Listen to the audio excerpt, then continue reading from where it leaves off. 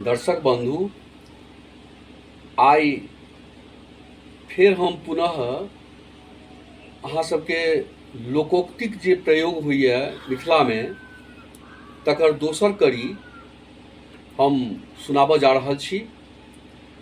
तऽ पहिल अछि, अतिशय लोभ बगुलवे किन्हा आ क्षण में प्राण ककुरवे लिन्हा।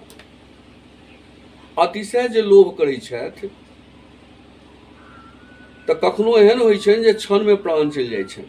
राधा मोहन गाछी में सब दिन आम तोड़ि लै छलखिन हेँ। एक दिन एहन भेलनि जे गाछ पर चढ़ला आम तोड़ै लए, ओतऽसँ खसला धरामसँ हाड़ पाँजर सब टूटि गेलनि। तऽ एहने ठाम ई कहबी उपयुक्त होइ छै जे अतिशय लोभ बगुलवे किन्हा क्षण में प्राण ककुरवे लिन्हा। अनकर कमाई पर 3 टिकुली। दोसर अछि, अनकर कमाई पर 3 टिकुली। बहुत एहन बेटा छथि, बहुत एहन लोक छथि जे दोसरक कमाई पर खूब ऐज मौज कऽ रहल छथि।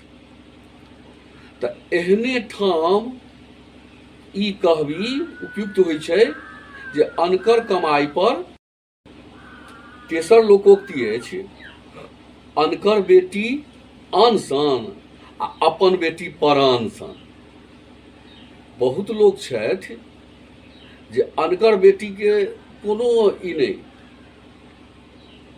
कोनो स्नेह नहि ओकरासँ, आ अपन बेटी बुझेतनि जे ई हमर प्राण अछि। तऽ एहने ठाम लोक कहै छै अनकर बेटी आन सन आ अपन बेटी परान सन। एकटा अछि, अनदेखल चोर राजा बराबर। ओ बाबू, जाबत तक केओ जे चोरी करैत हुए ओ जे पकड़ल नहीं जाइए ताबत तो बेस राजा जकाँ रहैए, बेस नीक लोक में बैसैए उठैए, खूब भाषण दैए। आ जखन पकड़ल जाइए तहन जेल में जाइए, हवालात में जाइए।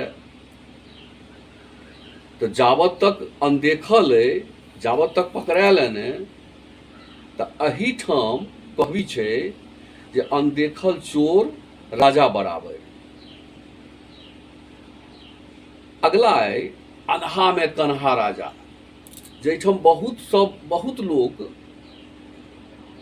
आन्हरे हुए तैठाम तो कन्हे ने राजा हेतै। जैठम सब मूर्ख छै, सब मूर्ख अछि, तैठाम जे कम गुणी आदमी अछि ओकरे पूजल जेतै, वह राजा है। तो एही ठाम कहै छै अनहा में कन्हा राजा। अनहरा के जेहने जगने तेहने सुतने। आन्हर जे व्यक्ति होइए ओ तो किछु नहीं देखै छै। ओ तो कखन सुतल है कि जागल है ओ तो किछु देखै नहीं छै। तो ओकरा तो जेहने जगने तेहने सुतने।